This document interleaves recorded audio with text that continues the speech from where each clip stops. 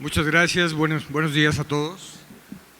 Muchas gracias al grupo de cirugía, excelente evento, y muchas gracias a la doctora Chacón, que hizo el favor de invitarme y honrarme con permitirme platicar con ustedes puntos de vista y experiencias en relación a cáncer de mama, patología que más frecuente es cada día y para la cual cada vez tenemos más herramientas.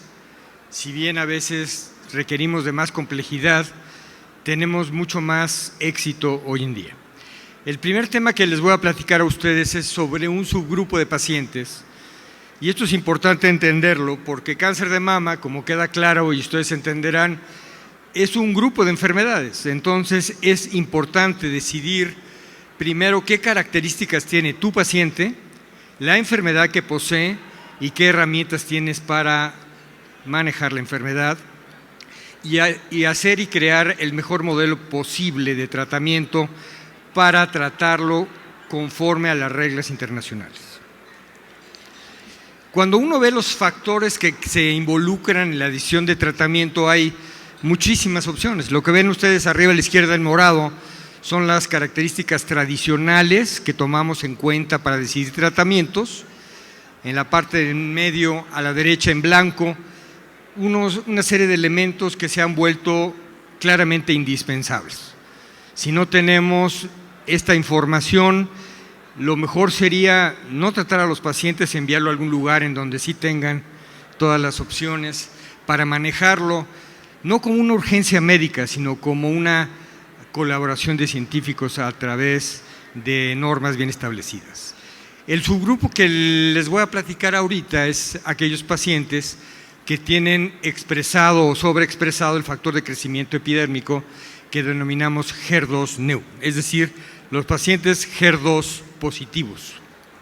Y este subgrupo de pacientes conforma aproximadamente el 15 a 20% de la totalidad de los cánceres de mama, es decir, alrededor de 1 de cada 5 cánceres de mama van a tener esta molécula presente y van a ser candidatos a una serie de acciones que son un poco diferentes a las de algunos otros cánceres.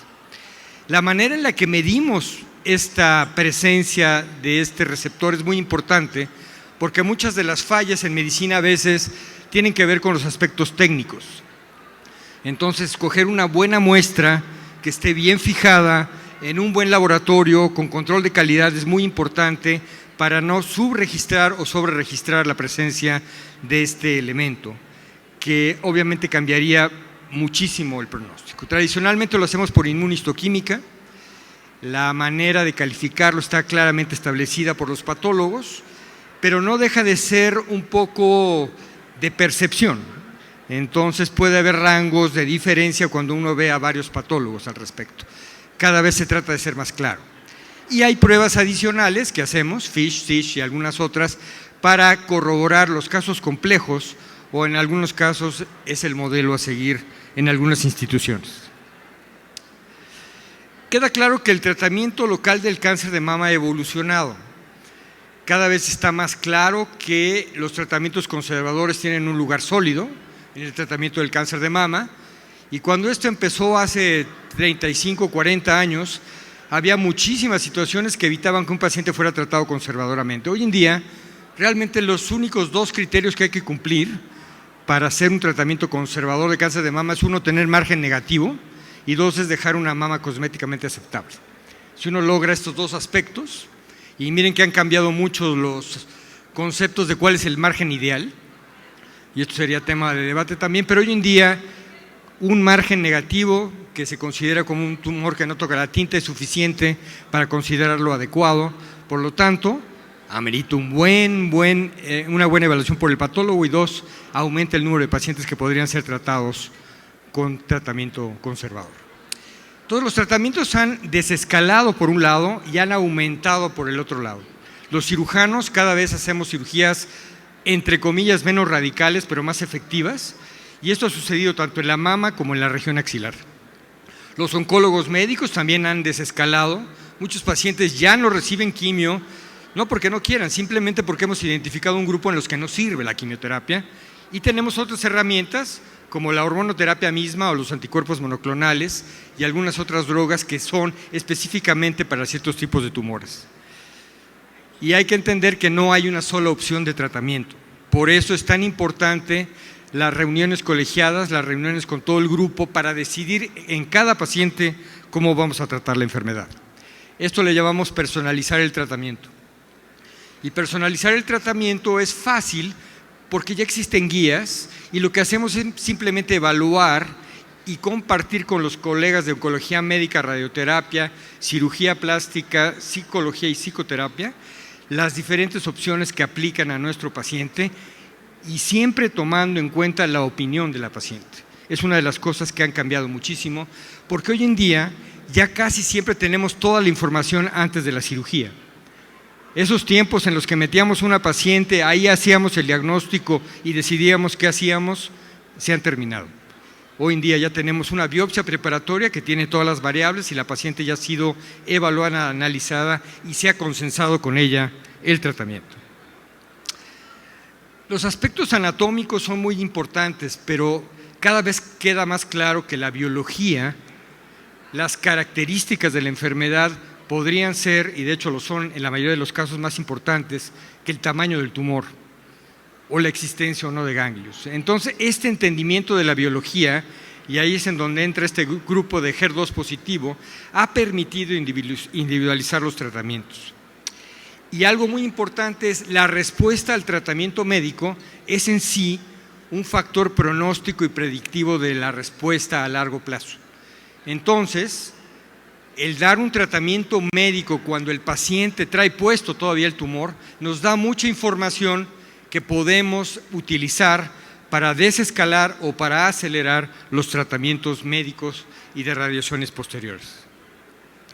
Los criterios quirúrgicos, van a hablar de ellos más adelante, no voy a hablar mucho de ellos, pero la pregunta que aquí quiero responder es si estos pacientes HER2 positivos tienen alguna característica especial que nos obligaría a cambiar nuestras guías de manejo quirúrgico. Hay muchas maneras de evaluar el pronóstico de pacientes. Una herramienta muy útil, barata, gratis de hecho, es este modelo PREDICT hecho por el grupo británico, en el cual insertándole las variables tradicionales de edad, tamaño tumoral, número de ganglios, grado del tumor, receptor estrógeno, receptor de progesterona y HER2/neu nos da la probabilidad de respuesta a cada uno de los tratamientos. Y lo podemos usar como modelo para ayudarnos a decidir y además para explicarle a la paciente cuáles son sus opciones. En este ejemplo, por ejemplo, esta mujer de 50 años con un tumor de 25 milímetros, un ganglio metastásico, receptor de estrógeno positivo y HER positivo, un grado 2 con un KI que lo que mide es el número de células que están en fase S de 10%, nos daría una probabilidad de curarla solamente con cirugía de 76%.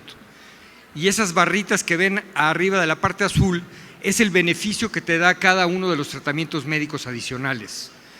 Y esto se basa no en la opinión de alguien, se basa en bases de datos de miles de pacientes que han seguido siendo evaluados por décadas. Entonces tenemos la idea de cómo les va con los diferentes tratamientos o sin los diferentes tratamientos. Entonces este 76 lo podemos aumentar hasta 80 y tantos % con la utilización de hormonoterapia, que es la parte azul, quimioterapia, que es la parte naranja, y con anticuerpos como trastuzumab, que es la parte morada. Entonces podemos diseñar, entender y calificar nuestra probable respuesta en base a modelos teóricos como este. Entonces, ¿qué tenemos de la inmunohistoquímica? Que la inmunohistoquímica para medir HER2 es buena, pero no es perfecta. Y hay que entender esto, y de hecho los modelos actuales de entendimiento de HER2, más que hablar de positivo o negativo, hoy en día estamos hablando de una escala progresiva, es decir, los tumores que tienen 4 o 5 o 6% de células positivas actúan un poquito diferente los medicamentos que los que tienen 15 o 20 o 40 o 50 o 90 o 100%. Entonces, probablemente en las décadas por venir, más que hablar de HER positivo y negativo, hablemos de HER expresado bajo, regular, alto y muy alto. Y en base a esto diseñaremos los tratamientos médicos con estos anticuerpos y con los anticuerpos que vengan a ver.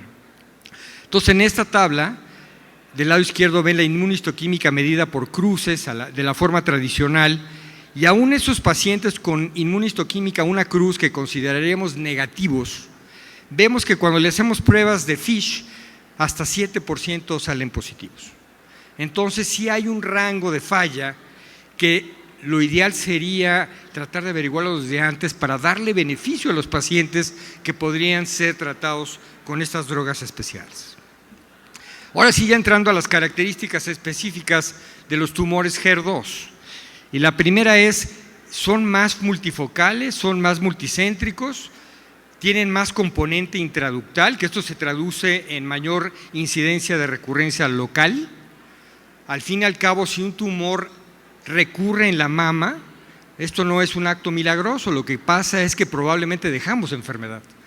Entonces, ¿cómo le hacemos para detectar los pacientes que tienen más probabilidad de que se quede enfermedad local? Bueno, la identificación de multifocos regionales o componente intraductal extenso, definido como enfermedad intraductal que conforma el 50% de la masa y que llega a alguno de los márgenes, nos dice que estos pacientes son especiales. Y efectivamente, en esta parte roja, he marcado que aquellos pacientes que tienen HER2-Neu efectivamente tienen un poco más de multifocalidad y un poco más de componente intraductal comparado con aquellos tumores tradicionalmente hormonodependientes, luminales A, o los triples negativos que también son enfermedad de pronóstico adverso. Ha habido muchos estudios interesantes, muchos de ellos por Monica Marrow en Nueva York, y sí, al final la conclusión es sí, hay más multifocalidad y componente intraductal extenso, hay un poco más de ganglios positivos en los pacientes que tienen HER2 positivo. Sin embargo, si se identifica, se tratan adecuadamente, realmente no cambia mucho la necesidad de tratar a estos pacientes de una manera distinta. ¿Qué hay de la recurrencia local? Esto es en la época previa al tratamiento con trastuzumab, con anticuerpos monoclonales, y sí veíamos en este marco rojo que aquellos pacientes con HER2 positivo tenían un índice de recurrencia un poco mayor que los luminales y similar a los triples negativos. Es decir, triples negativos y enfermedad HER2 negativa es una enfermedad de evolución distinta, tanto sistémicamente como localmente, comparado con los tumores que son tradicionalmente hormonodependientes. Inclusive los pacientes tratados con mastectomía, que son enfermedad HER2, tienen también un índice mayor de recurrencia local en colgajos, en la región submuscular y en la región axilar de tejidos blandos. Los ejemplos de éxito con el tratamiento médico realmente quedan claros en muchísimos estudios. En este estudio muy interesante, ya tiene algunos años, lo que hicieron fue comparar pacientes tratados con trastuzumab y sin trastuzumab para medir la recurrencia local. Y aquí es donde entra un concepto nuevo. Los tratamientos médicos, tradicionalmente considerados tratamientos sistémicos, también son tratamientos locales. Es decir, los tratamientos con medicamentos, quimio, hormono, anticuerpos, también tienen obviamente un efecto local y muchos de estos pacientes van a tener menos recurrencia local cuando son tratados adecuadamente. Por eso cuando comparamos resultados de cirugía conservadora hace 25 años y los que tenemos ahora, hoy en día tenemos muchísimo menos recurrencia local, primero porque escogemos mejor a los pacientes y segundo porque tenemos mejores tratamientos médicos. En este ejemplo, en la barra de hasta abajo, del lado izquierdo ven en negro aquellos pacientes que no recibieron trastuzumab, aún siendo HER2 positivo, esto es en la época pre-globalización del tratamiento, recurrencia 7%, y aquellos HER positivos tratados conservadoramente con trastuzumab, recurrencias casi nulas, de tan solo el 1%. Recalco entonces el valor del tratamiento médico para el control de la enfermedad local.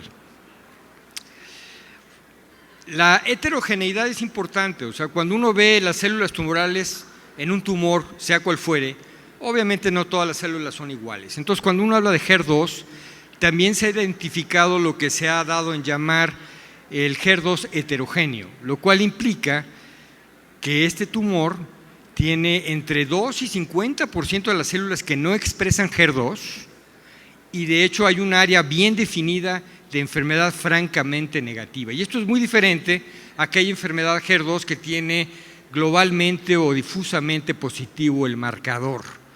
podríamos decir que aquellos HER2 altamente positivos es una enfermedad y aquellos que llamamos heterogéneos son realmente dos enfermedades distintas desde el punto de vista de potencial metastásico, y esto hay que considerarlo en el tratamiento tanto local como a distancia.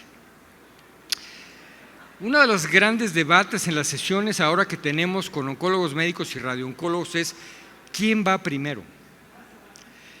Hemos tenido cierto grado de éxito en los tratamientos que hemos denominado neoadyuvantes o tratamientos primarios, inicialmente dados en enfermedad localmente avanzada. Entonces, aquellos pacientes que no reúnen los requisitos tradicionales para cirugía, porque son tumores muy grandes, axilas con muchos ganglios metastásicos, inclusive tumores que invaden piel o músculo, son tratados con neoadyuvancia y hemos tenido cada vez más índices de éxito, de respuestas, e inclusive estamos llegando ya al índice de respuesta completa en algunos escenarios. Con los tratamientos médicos actuales, entre 40 y 50% de esos pacientes que son HER2 positivos altos tienen respuestas histológicas completas en los esquemas que se usa quimio más algún tipo de terapia anti-HER2, generalmente terapias combinadas anti-HER2. Entonces tenemos un índice de respuesta global altísimo y esto es muy importante y nos ha servido para subdividir a los pacientes. Este es un estudio en el cual se compara la sobrevida de pacientes del lado izquierdo, todos los pacientes, y del lado derecho cuando los dividimos por receptor estrogénico, y vemos que las adyuvancias dadas a estos pacientes tienen diferentes respuestas si aparte del HER2 tienen o no expresado el receptor estrogénico. Entonces, aquellos pacientes que son HER2 y receptor estrogénico positivo son un grupo bien diferente al que tenga receptor estrogénico negativo. En parte por biología y en segundo porque aquellos que tienen receptor estrogénico les agregamos hormonoterapia, que también tiene un valor terapéutico muy trascendente. Se han evaluado diferentes esquemas de quimioterapia, este es tema de debate. La mayoría de los hospitales de tercer nivel dan combinaciones, dando antraciclinas y luego algún grupo de taxanos, con el tratamiento anti-HER2 con los taxanos, ya que usar terapia anti-HER2 con antraciclina se asocia más cardiotoxicidad, y los resultados son similares, aun cuando hay gente que propone que sería mejor empezar con antraciclinas y después dar el paclitaxel con los taxanos. Pero digamos que todavía estamos en fase de evaluación de esta necesidad. El doble bloqueo, es decir, usar aparte del trastuzumab, pertuzumab o alguna otra droga similar, da mejores resultados que el trastuzumab solo. Entonces aquí tenemos en el número 1 pacientes que se da el trastuzumab neoadyuvante solito, responden. ¿Cuántos recurren? 18%. Pero si doy de entrada trastuzumab con pertuzumab, tengo respuesta completa y luego sigo nada más trastuzumab, me baja la recurrencia a 9%. Pero en el grupo de abajo, vean lo que pasa si doy trastuzumab y pertuzumab a estos pacientes primero, logro respuesta completa, los opero, doy como adyuvancia lo mismo y la recurrencia local es muy baja, realmente casi imperceptible. Entonces, dos conceptos de esta diapositiva. Uno, las terapias combinadas tienen un lugar muy sólido y parece ser un recurso muy efectivo. Y dos, los pacientes que tienen respuesta histológica completa, es decir, les doy tratamiento médico, los opero, ya no hay enfermedad residual ni mama en la axila, van a ser pacientes que van a tener pronósticos excelentemente buenos. Otra duda es, ¿qué hago con las axilas? Tengo un paciente el cual originalmente tenía ganglios positivos, le doy tratamiento neoadyuvante, responde la mama y la axila, no tengo aparentemente enfermedad en mi evaluación posterior, ¿qué hago? ¿Le hago disección axilar? ¿Le hago mapeo linfático? La medicina tradicional nos obligaba a hacer la disección axilar, pero con el tiempo hemos logrado identificar factores que nos permiten hacer mapeo linfático en algunos de estos pacientes y ahorrar la morbilidad que conlleva una disección axilar radical que muchas veces no es mínima en estos pacientes. ¿Cuáles son estos criterios? Pues han ido cambiando. Cuando uno veía los primeros estudios, el índice de fallas de detección de ganglio, o lo que le llamábamos falsos negativos, es decir, en el transoperatorio mi patólogo me dice no tiene METS y en el definitivo me la cambia, era mayor de 10% en muchos de estos estudios. Pero ahora se han identificado dos criterios muy importantes. Si yo hago mi mapeo linfático con doble marcador, es decir, azul más tecnecio, extraigo por lo menos 3 ganglios y hago la evaluación digital adecuada y quito además lo que sea sospechoso, mi índice de falsos negativos se va muy por debajo del 10%. Entonces, sí se puede hacer en pacientes HER2 positivos que tuvieron respuesta aparentemente completa, un mapeo linfático axilar, sabiendo que si sigo estos lineamientos, doble marcador, 3 ganglios y exploración digital y visual, voy a tener los mismos índices que otras enfermedades. Conclusiones entonces. Pues sí, la enfermedad HER2 tiene algunas características locales distintas. Sin embargo, realmente si sigo los criterios de margen adecuado, mapeo linfático con calidad, no hay por qué cambiar el tratamiento quirúrgico específico para estos casos. Simplemente tener una buena imagenología previa a la cirugía. 2. Tradicionalmente, todavía hasta el día de hoy, en etapa 1, es decir, tumores de 2 centímetros o menos, ganglios negativos, cirugía es todavía la que mayor parte de las veces se hace primero. En enfermedad de etapa 2, es decir, tumores de 2 a 5 centímetros sin ganglios o 2 a 5 coros sin ganglios, generalmente se recomienda empezar con neoadyuvancia. Es extremadamente valioso ver la respuesta axilar al tratamiento médico. Es probablemente uno de los índices pronósticos más altos. Y además considerar que existe un grupo heterogéneo de HER2. Eso es muy importante.